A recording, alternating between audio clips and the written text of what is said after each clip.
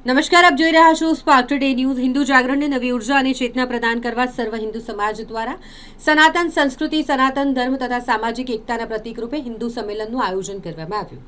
આ કાર્યક્રમ આજવા રોડ પર કેબી પરીખ સ્કૂલની બાજુના મેદાનમાં એચપી પેટ્રોલ પંપ પાછળ યોજાયો હતો। મોટી સંખ્યામાં હિન્દુ સમાજના ભાઈઓ બહેનો ઉપસ્થિત રહ્યા હતા અને આ સંમેલનને સફળ બનાવ્યું હતું। કાર્યક્રમમાં અતિથિ વિશેષ તરીકે મીનાક્ષી ચહેરાવત ઉપસ્થિત રહ્યા હતા। મુખ્ય વક્તા તરીકે શૈલેષ પટેલે સંબોધન કર્યું હતું। હાસ્ય કલાકાર અને સામાજિક કાર્યકર નીતિન જાની જેઓ પણ ખાસ આ કાર્યક્રમમાં હાજર રહ્યા હતા। કાર્યક્રમ દરમિયાન તમામ મહાનુભાવોનું સ્વાગત સન્માન કરવામાં આવ્યું। સ્થાનિક કાઉન્સિલરો તેમજ સમાજના આગેવાનો પણ કાર્યક્રમમાં હાજર રહ્યા હતા।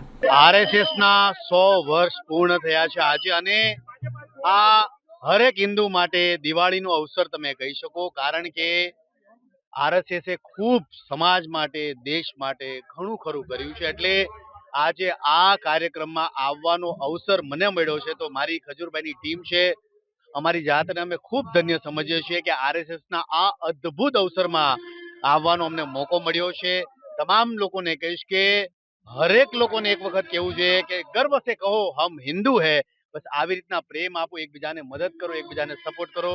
જય શ્રી રામ। આગળ સરદારનગરમાં લક્ષ્મીનારાયણ વસ્તીમાં વિરાટ હિન્દુ સંમેલનનું આયોજન કરવામાં આવ્યું છે। તેમાં મોટા પ્રમાણમાં બહેનો અને ભાઈઓ જોડાયા છે। બહેનો પોતાના માથા પર કળશ યાત્રા લઈને યાત્રામાં જોડાય છે। તેમજ મુખ્ય અતિથિ પણ હિન્દુત્વ માટે બોલી રહ્યા છે। આતંકવાદ અને અમરનાથ યાત્રાના હું લક્ષ્મીનારાયણ વસ્તીના સંયોજક સાગર પટેલ। ખૂબ જ સુંદર વિરાટ હિન્દુ સંમેલન એટલે ખાસ તો હિન્દુઓને જાગૃત કરવાનું, ભેગા કરવાના અને એમને આપણા અધિકારો માટે લડતા શીખવાડવું। ખાસ તો વિરાટ હિન્દુ સંમેલન આરએસએસ ને 100 વર્ષ પૂર્ણ થયા છે, તે ઉપલક્ષમાં જ આ કાર્યક્રમોનું આયોજન થયું છે અને આરએસએસ દેશ માટે ઘણું બધું કર્યું છે। આરએસએસ ના સ્વયંસેવકો જાતે કોઈ દિવસ પોતાના ખર્ચેથી આવે છે, પોતાની સામગ્રી પોતાની સાથે રાખે છે અને દેશ માટે સમર્પિત કામ કરે છે। તો આરએસએસ ને તો જેટલા નમન કરીએ એટલા ઓછા છે અને ખાસ એ ઉપલક્ષમાં આજે ખજૂરભાઈ ખાસ આવ્યા છે વડોદરા, તો એ પણ આપણા માટે સૌભાગ્યની વાત છે કે ખજૂરભાઈ પણ અહીંયા હાજર છે અને વિરાટ હિન્દુ સંમેલન અને એટલા બધા હિન્દુઓ જોડાઈએ છે એ તમે દેખી શકો છો।